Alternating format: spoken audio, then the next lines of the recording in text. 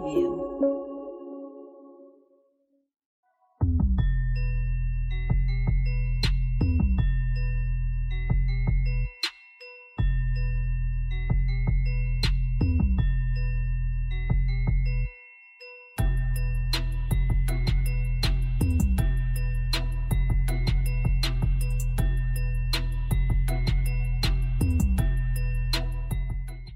Le fonctionnement du système éducatif ivoirien s'est inscrit dans le programme de l'éducation pour tous promu par l'UNESCO depuis la Déclaration mondiale sur l'éducation pour tous adoptée en 1990 à Jomtien en Thaïlande. Le pays a réaffirmé son engagement lors du Forum mondial sur l'éducation en 2000 à Dakar au Sénégal. Au regard des recommandations de ces deux grandes rencontres, il faut constater que l'inclusion est chaque fois convoquée pour favoriser l'éducation pour tous sans être prise en compte de manière effective. Cette dimension apparaît avec plus d'insistance dans l'agenda 2015-2030 qui a pour finalité d'assurer une éducation inclusive et équitable de qualité et promouvoir des possibilités d'apprentissage tout au long de la vie pour tous. Le réseau ivoirien pour la promotion de l'éducation pour tous est engagé dans ce défi visant à parvenir à une éducation plus inclusive en Côte d'Ivoire. Il se propose donc de sensibiliser toutes les parties prenantes sur l'importance de l'éducation inclusive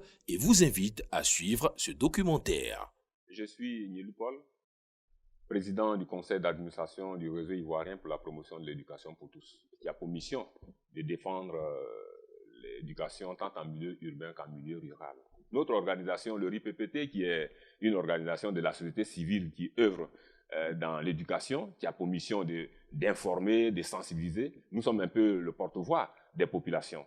Et pour qu'on puisse apporter les voix des gens, il faut s'imprégner de leur réalité, de leurs préoccupations. Il faut avoir des données fiables. Et c'est pour cela que nous avons commandité ce film documentaire, qui est un élément qui nous permet, un outil qui nous permet de faire notre plaidoyer. Voilà, donc nous voudrions inviter tout le monde, bien sûr, à suivre ce film documentaire qui va faire l'état des lieux de l'éducation inclusive en Côte d'Ivoire. La Déclaration universelle des droits de l'homme de 1948 et la Constitution ivoirienne, dans ses 3 versions, depuis 1960, insistent sur l'égalité entre les individus pour le fonctionnement équilibré de la société. Parmi les droits reconnus à tout individu, figure en bonne place le droit à l'éducation. L'éducation doit profiter à toutes les personnes, y compris celles en situation de handicap. L'État a dit que tous les enfants doivent aller à l'école, obligatoirement, même ceux qui sont en situation de handicap. Les handicapés, il peut être handicapé, mais très, très, très intelligent aussi, qui peut apporter un plus à la nation, à cette nation-là. Qui ont droit aussi à aller à l'école. La première des choses, comme le dit le président de la République, école obligatoire pour tous. Donc ces enfants en ont besoin. C'est de leur droit d'aller à l'école.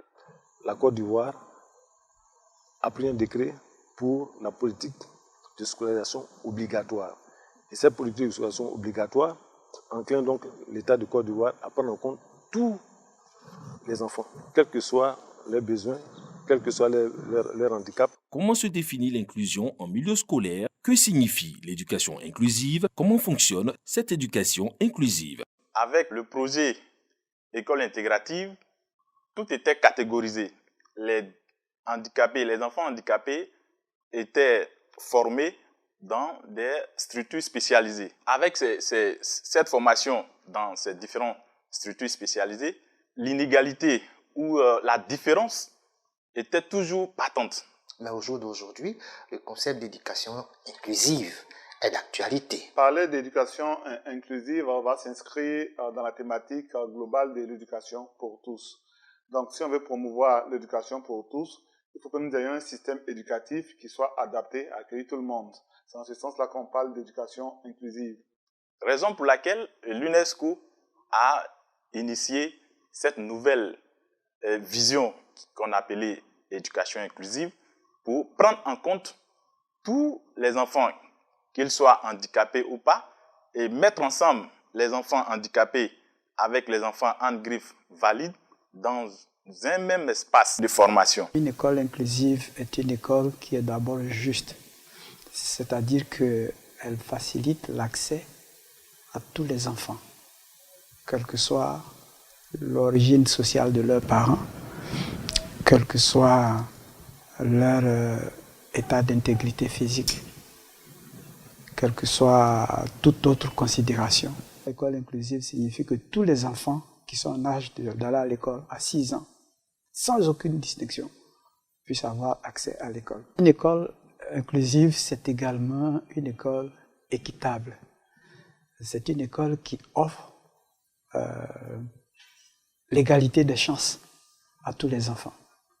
Parce qu'il ne suffit pas seulement que la classe soit ouverte, il faut aussi que tout le dispositif permette à chaque enfant, avec son handicap ou non, avec les conditions sociales de ces enfants, surtout si ce sont des enfants issus d'origine modeste, si ce sont des enfants déshérités, etc., que le système permette à ces enfants-là d'avoir la même chance que les enfants de toutes les autres régions et de toutes les autres conditions.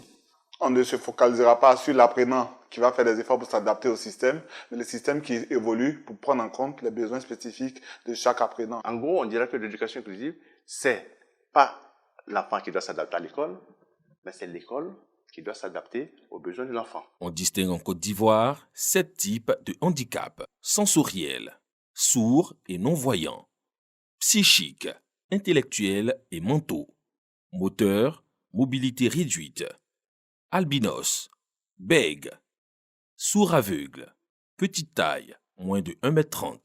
L'Organisation mondiale de la santé OMS indique que 15% de la population mondiale présente un handicap. Selon le recensement général de la population et de l'habitat de 2014 en Côte d'Ivoire, 10 régions sur 32, hormis les districts autonomes d'Abidjan et de Yamoussoukro, ont un effectif de personnes en situation de handicap supérieur à 12 000. Ce sont Ossasandra, 49 533, Tonkwi, 33 700, Bagoué, 20 227, Poro, 18 795, Lamé, 18 503, Gbeke, 18 238, Sud Komoé, 15 449, Maraoué, 12 361, Nawa, 12 218, Grand Pont, 12 052.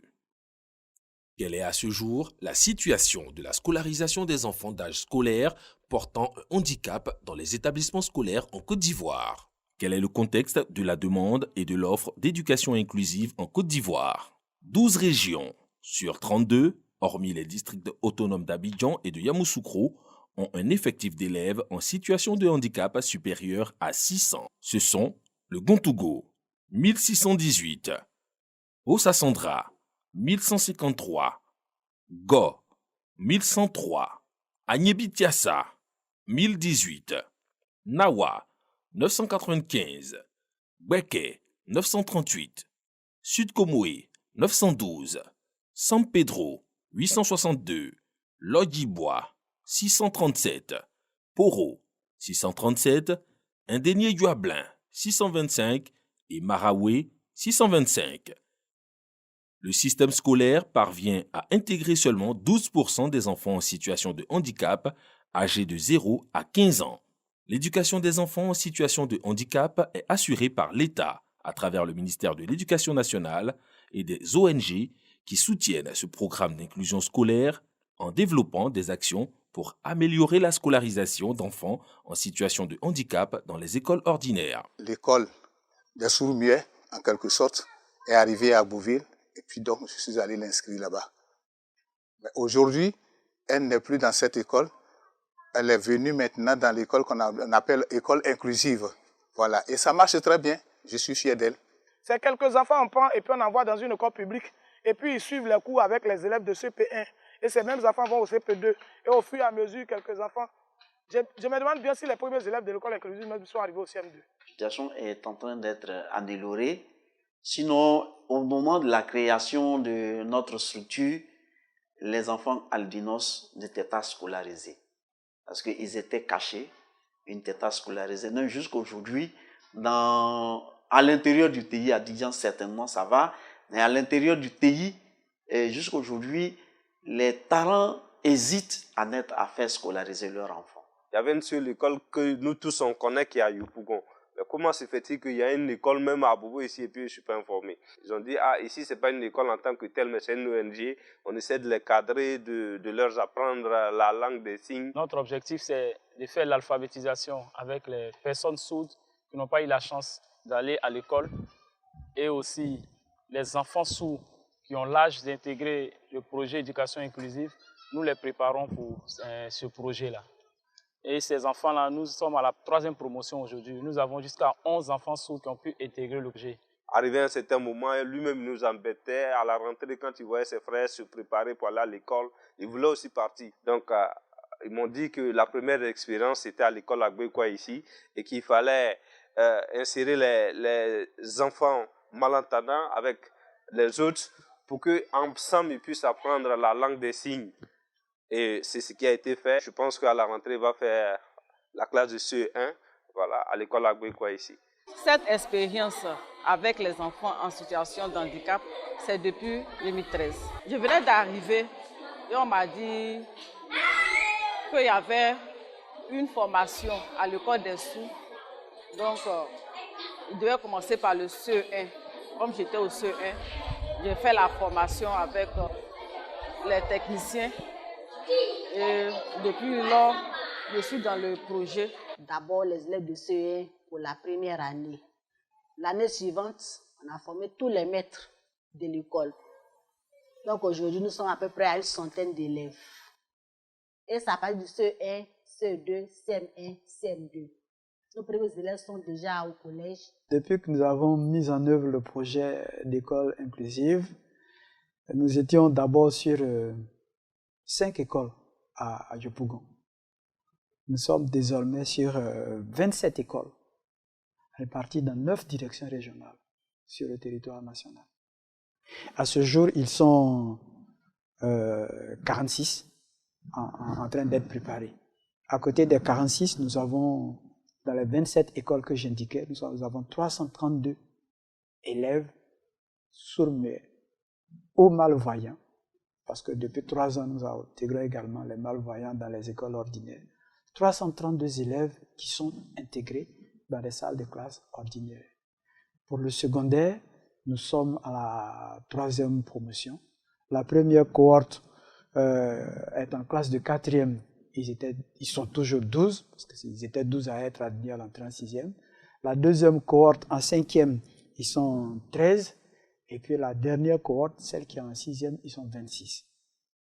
Au total, nous avons donc 453 enfants qui vivent avec un handicap qui sont intégrés directement dans les salles de classe, comme tous les autres enfants du Côte d'Ivoire. Tous ces enfants-là sont encadrés par 157 enseignants qui ont bénéficié de nos différentes sessions de formation pendant les grandes vacances ou pendant les congés scolaires pour des séances de mise à jour.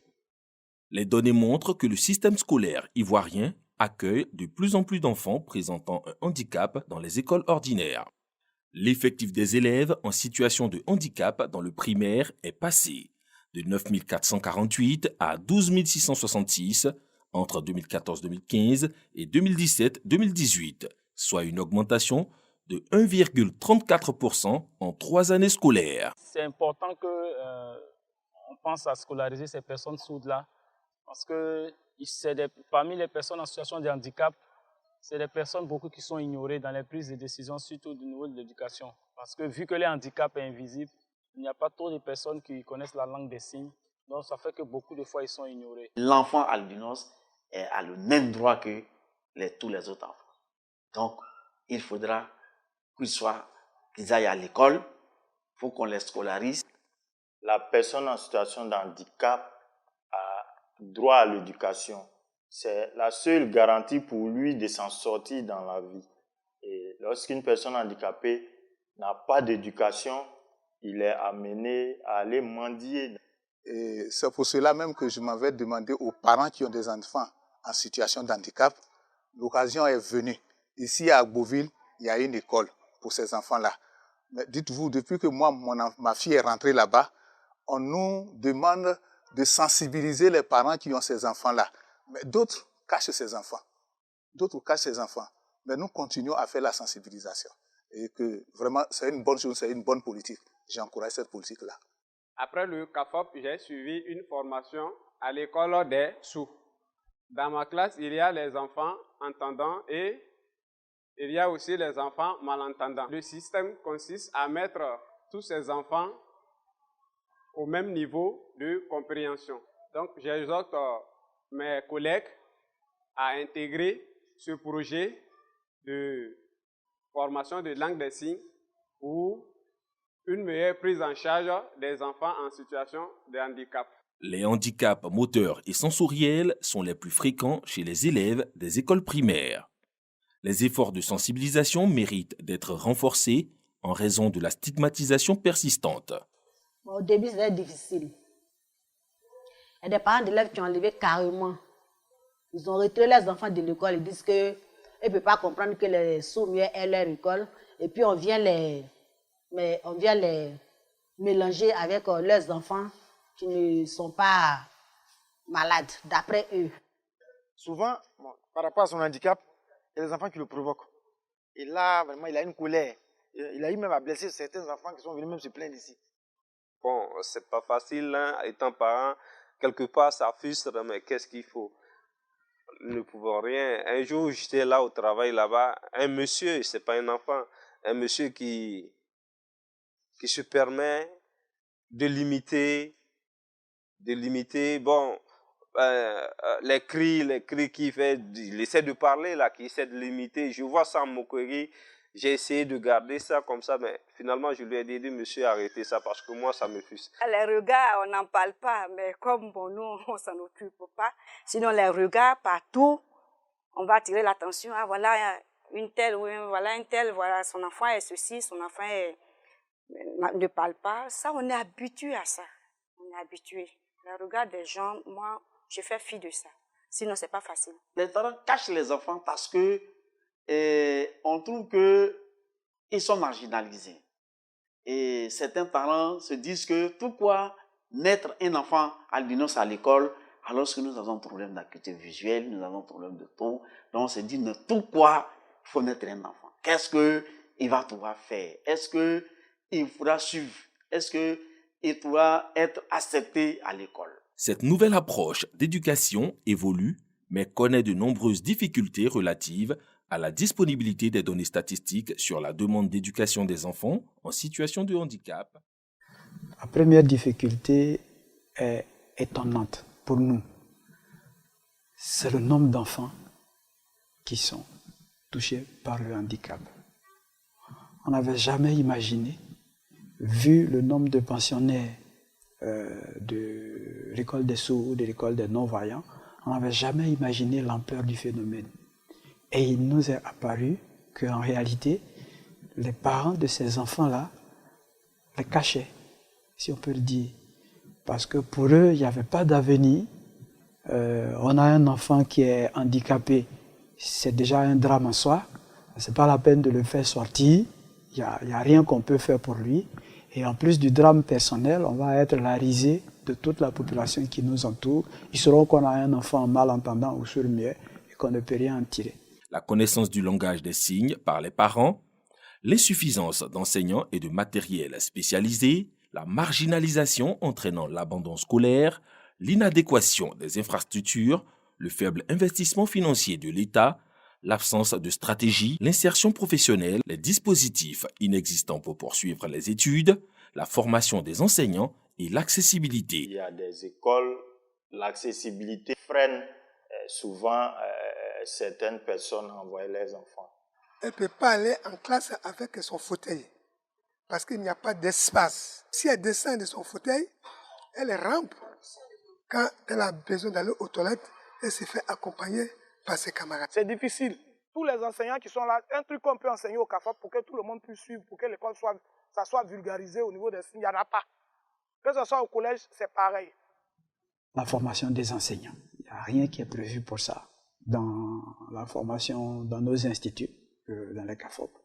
Et donc c'est sur place qu'il faut qu'on trouve des enseignants volontaires et motivés, pour lesquels nous n'avons aucune autre source de motivation que leur esprit de sacrifice et leur volonté de participer à la mise en œuvre de la loi portant scolarisation obligatoire.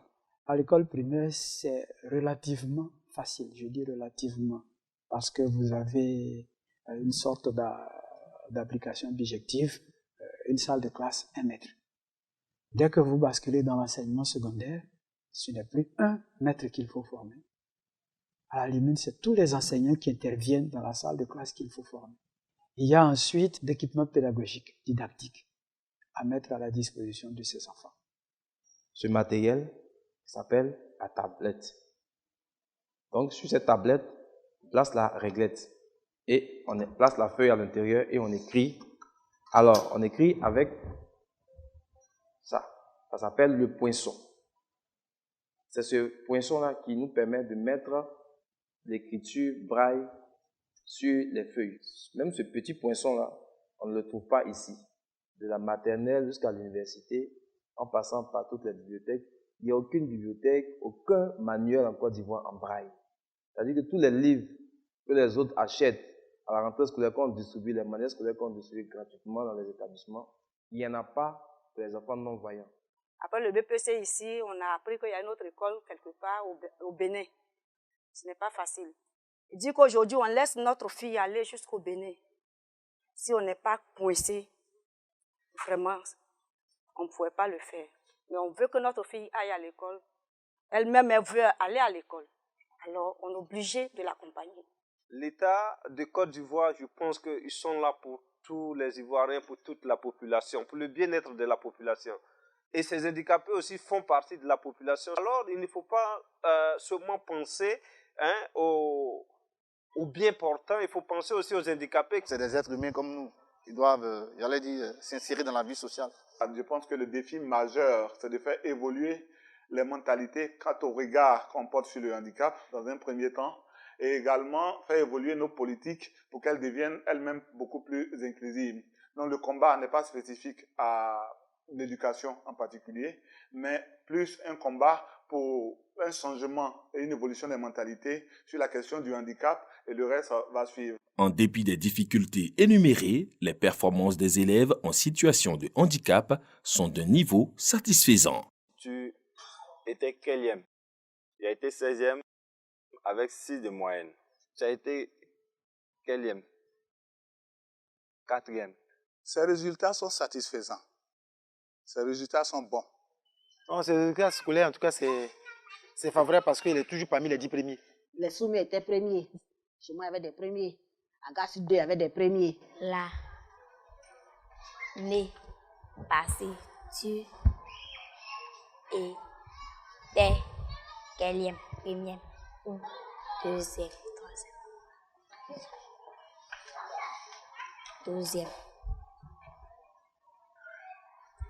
Il dit qu'il était 11e la première composition et 2e composition.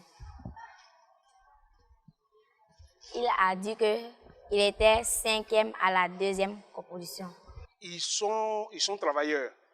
Et une que j'ai bien connue, franchement dit, elle nous épate. Comment améliorer l'éducation des élèves en général et l'éducation inclusive en particulier? Quels sont les domaines où l'on devra mettre un accent spécifique?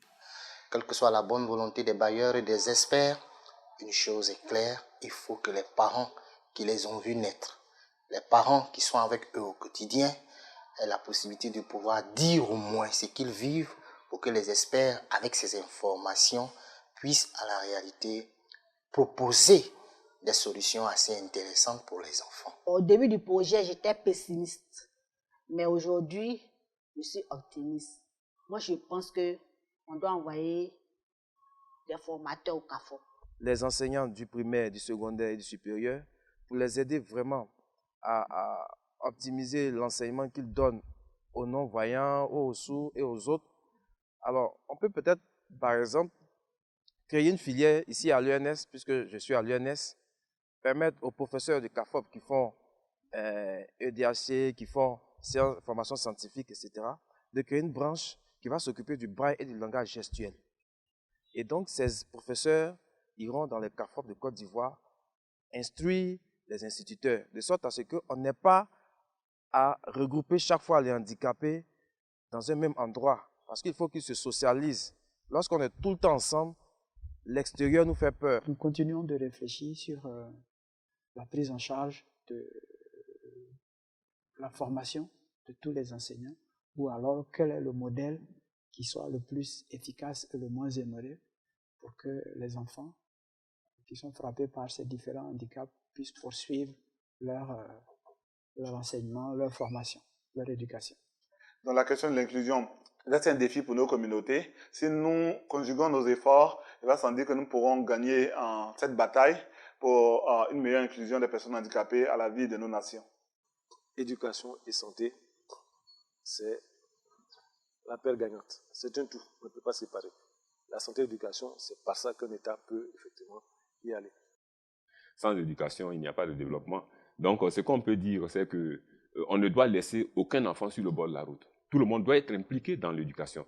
Si on est handicapé, on doit aller à l'école. Et ça, c'est très important. Donc, ce qu'on peut dire à la population, c'est de ne pas cacher les enfants, même s'ils sont handicapés. Il faut les envoyer à l'école.